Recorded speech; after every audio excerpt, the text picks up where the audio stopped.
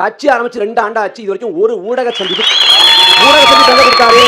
சர்க்கார் படத்தை கொடுப்பாரு, மெர்சல் படத்தை கொடுப்பாரு, கத்தி படத்தை கொடுப்பாரு. நிஜத்துல வந்து ஒளி வாங்கிட்டுனா கத்தியை காட்டுறது போல ஓடுவார். அப்படிப்பட்ட ஒரு தலைவர். 26 வரப்போவதில்லை. 26 பிறகு எங்க நீங்க இருக்கீங்க, நாங்க எங்க இருக்கணும் பார்க்க தானே போறோம். ஒண்ணு வேண்டாங்க. ஜனநாயகன் படத்துக்கு நெருக்கடி. விஜயை வாய் திறந்து நான் பாஜகவை கண்டிக்கணும் விஜய் சொல்லுங்க. ஜனநாயகன் படத்துக்கு எங்க அண்ணன் சீமான் பேசினாரு, உங்க அண்ணன் விஜய் இதுவரைக்கும் வாய் திறக்கல. வாய் திறப்பாரா? பாஜக பேசுவாரா? திருப்பரங்குன்ற விவகாரத்துல தாவேகா நிலைப்பாடு என்ன? எப்போதும் வந்து இந்த பாஜகவோட பி டீம், ஆர்எஸ்எஸ் அடியாள், இந்துத்துவ கைகூலி இந்த முத்திரை தொடர்ச்சியா குத்தி வர்றாங்க. அதுல வந்து 2018ஆம் ஆண்டு ஐயா கமலஹாசன் கட்சி தொடங்கி வந்தப்ப இதே அண்ணன் திருமா சொன்னாங்க, கமலஹாசன் பாஜகவின் B team, RSS அடியாள்னார்.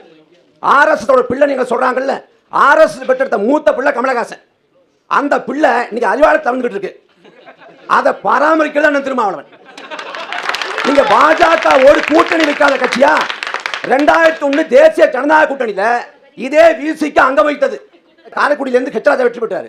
Cuddalore Mangalore தொகுதியிலிருந்து திருமா வெற்றி பெற்றாரு. கெச்சராஜா பெற்ற வெற்றியில திருமாவோட வாக்கு இருக்குது, அதாவது விசிகான் வாக்கு இருக்குது.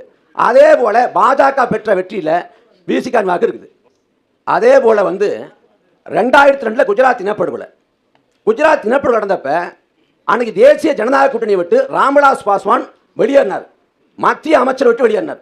ஆனா அந்த கூட்டணி விட்டு வெளியேறாம அந்த கூட்டணியை தொடர்ந்தவர் அண்ணன் திருமா. பாஜகங்கிறாங்கல்ல, இவங்க கூட்டணியில வந்து உத்தவ் தாக்கரே இருக்காரு. அந்த உத்தவ் தாக்கரே இந்துத்துவ ரத்தத்தில் ஊறி கிடக்கு, சாவர்கர் என் கடவுள் என்று முன்னுகிறார். இந்துத்துவ ரத்தத்திலே ஊறி கிடக்குன்னு சொன்ன உத்தவ் தாக்கரே சங்கி இல்லையா? நாங்கள் இந்துக்களே இல்லை என்று சொல்ற நாம் தமிழர் கட்சி அண்ணன் சீமான் சங்கியா? இது என்ன தர்க்க நியாயம்?